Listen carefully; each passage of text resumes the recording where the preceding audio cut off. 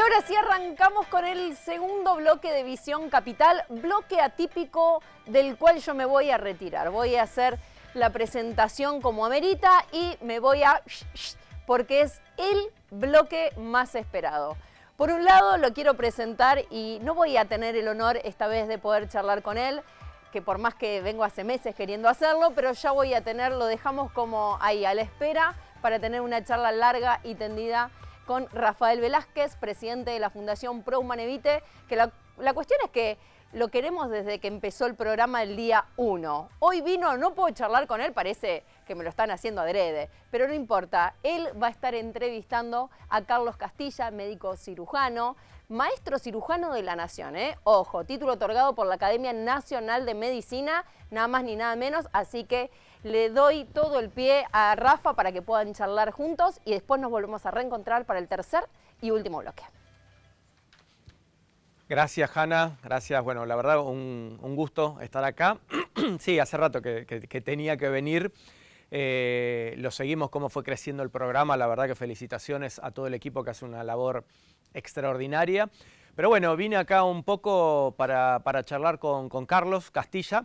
Me he traído el papelito, si bien lo conozco literalmente de bebé, pero vale la pena. Médico cirujano, profesor extraordinario, consulto de la Universidad Nacional de La Plata, miembro emérito de la Academia Argentina de Cirugía, ex jefe del servicio de cirugía del GIGA San Martín La Plata, Fellow of American College of Surgeons USA and Canada, member of the International Hepatopancreatoviliary Association y maestro de cirugía, maestro cirujano de la Nación.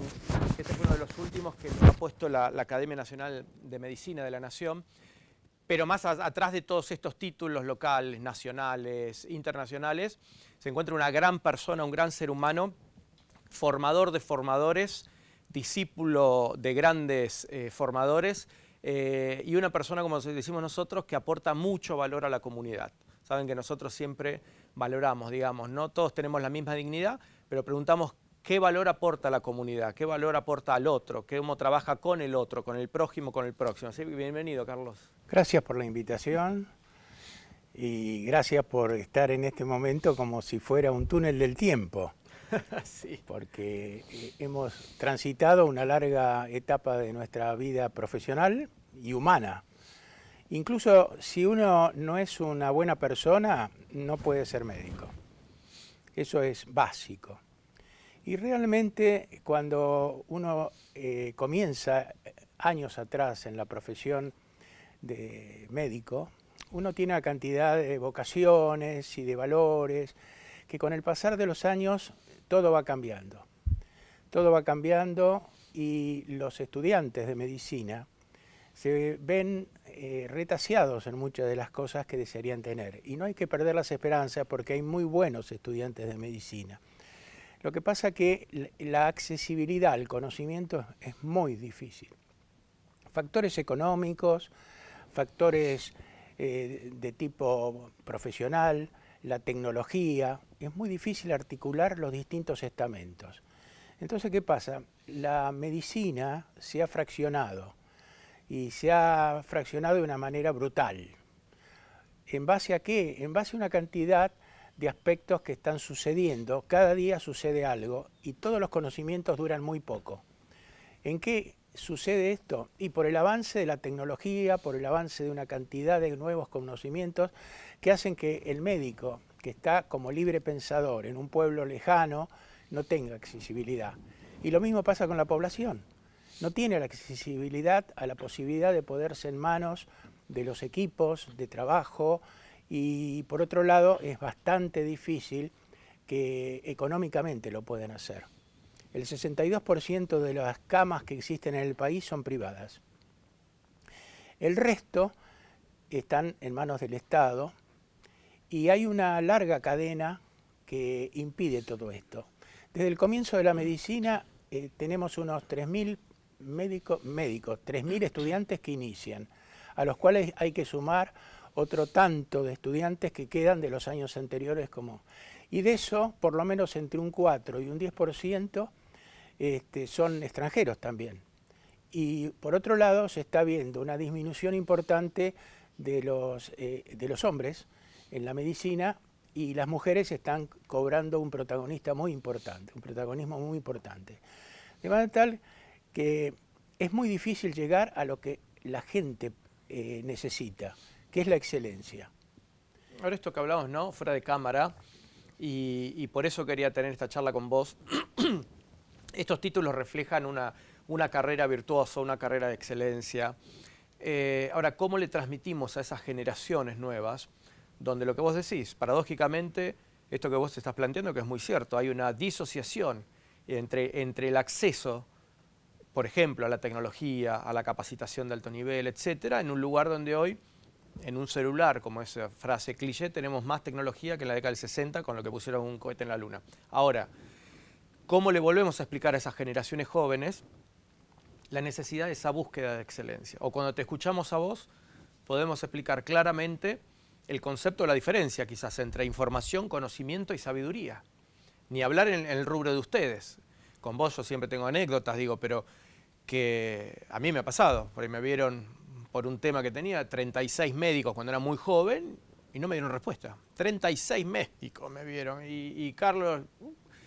Ahí es donde todo ese conocimiento, ese acceso, esa experiencia, ese estudio, esa teoría, esa práctica se conjuga y crea sabiduría y hombres virtuosos. No solamente en el campo de la medicina, pero ¿cómo hacemos ahora para que esos jóvenes entiendan ese concepto de carrera e incluso lo que arrancaste diciendo? O sea, para ser buen médico tenés que ser buena persona. El conocimiento no hay que confundirlo con la información. La información la vemos todos los días. Incluso hay información que es depredadora. Y precisamente la semana pasada en la academia hicimos un debate sobre revistas y publicaciones depredadoras. O sea que la gente consulta lugares en donde son marginales y de ninguna manera son basados en la evidencia. La necesidad que tiene un médico y cualquier grupo está cambiando desde el libre pensador, que es el médico que solamente trabaja por su propia posibilidad en un lugar lejano, a los grupos de trabajo. Entonces, a los estudiantes se les enseña en los primeros años de su carrera qué es lo que, cuál es el devenir en el futuro, porque no es una carrera fácil por otras razones que van a venir después. Entonces, cuando hay una evidencia, las evidencias fueron descritas en la década del 80 aproximadamente en la Universidad de McMaster en Ontario por un brillante pensador médico que era David Sackett, y que dijo que hay 3 niveles de evidencia. La evidencia del metaanálisis, que es grado 1, en donde se necesita tener grupos con un mismo protocolo y por supuesto con el mismo diseño y con un número importante, que es un universo importante que sea valorable. El nivel 2 es aquel estudio que es randomizado y con un cohorte al lado de comparación. El tercer nivel, en el cual ya es bajo el nivel de evidencia, es un grupo en el cual se trabaja con un grupo de gente pero no tiene ningún testigo. Y el último es la experiencia, en donde el cirujano o el médico tiene la capacidad de poder tomar distintas alternativas de ese marco. Más aún, hay unos destacados psiquiatras de La Plata, que son el doctor Zaratiegui y el doctor Gergolov, que en una oportunidad llamaron la atención porque decían de que casi toda la actividad médica se basa en las E. La primera E es la evidencia. La segunda E es la experiencia, que sin eso es imposible. Después está lo que se llama la existencia, es decir, la existencia de estar años y años y años con el paciente y años en el hospital. La tercera es la eminencia, en la cual alguien eminente, con todos los aspectos que ha ido recogiendo en la docencia, puede elocuentemente, y ahí está otra E, poder manifestar cuáles son las verdades. Verdades estas que son transitorias, porque hoy lo que se supo hace 5 años, yo he escrito 5 libros ya, y lo que hemos escrito nos da vergüenza. Yo a veces me río porque parece que fuera la carta de la novia, en donde quedó la novia que se fue y un día dice, yo escribí esto. Y entonces uno escribe medicina, pero entre el momento de la escritura, los conceptos que hay y posteriormente la divulgación de eso a través de la bibliografía no sirven más. Hay que ir a lo digital. Hoy en nuestra sociedad de un conocimiento avasallante, de una cantidad, también para cosas buenas, ¿no? O la vacuna del COVID, o tener 200 laboratorios simultáneos alrededor del mundo trabajando con un mismo tema. Hoy la velocidad tiene sus ventajas y sus desventajas. Esto que vos decías, ¿no? Que esas matrices de análisis que también las trabajamos en ciencias sociales para otros temas, pero ahora uno es más provocador siempre, ¿no? Entonces, ¿cómo le dice un estudiante de medicina? ¿Querés un iPhone 15 Pro Max o ser una eminencia? Digamos, ahí vas a tener los dos. La mayoría va a llegar o va a buscar esa, que es una entelequia también, que en algunos casos, como vos o como otros, La Plata también es una gran productora de eminencias en el campo de la medicina. Pero nosotros tenemos una obsesión. De hecho, el ciclo de perspectivas que mencionó Atos hoy, por ejemplo, tiene que ver con eso. Traer eminencias en el análisis en este otro campo de ciencias sociales, ¿no? Más geopolítica, análisis internacional, pero buscar eso. Y ahí uno ve cómo la eminencia es eminencia por algo. Cuando uno ve una variable, esas personas están viendo 100 variables distintas.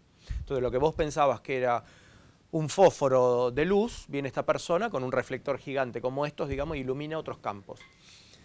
Nosotros, está esa obsesión de que creemos que se puede hacer, y por eso también esto de tener estas charlas, de visibilizar y de volver a posicionar esa búsqueda, que es tediosa y es como vos decís, antes había que buscarla y era complicada, ahora encima te tiran baldes de desinformación, de subinformación, de metamensajes subliminales, digamos que después es un ejercicio totalmente y un esfuerzo aparte para poder lograrlo.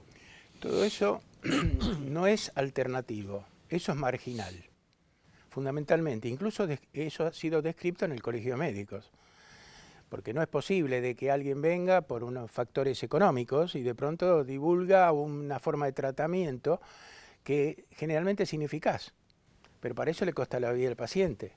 Claro. Entonces, la única manera de poder llegar a una evidencia es manejar las cosas a través de los grupos. Y ahora se está cambiando de pasar de los grupos a los teams. Estamos hablando, Carlos, de los teams, que me estás planteando como esta evolución, digamos, de la cultura del equipo. Obviamente también Asia está teniendo una influencia gigante en lo que es la producción de conocimiento y sobre todo de la producción y la aplicación de ese conocimiento, porque hoy Asia la puede crear la innovación. Antes se decía, ¿no? Acá tiro un dato entre paréntesis, pero antes de Estados Unidos, por ejemplo, que todos dicen es potencia por la capacidad de fuego bélica. Sí, eso también.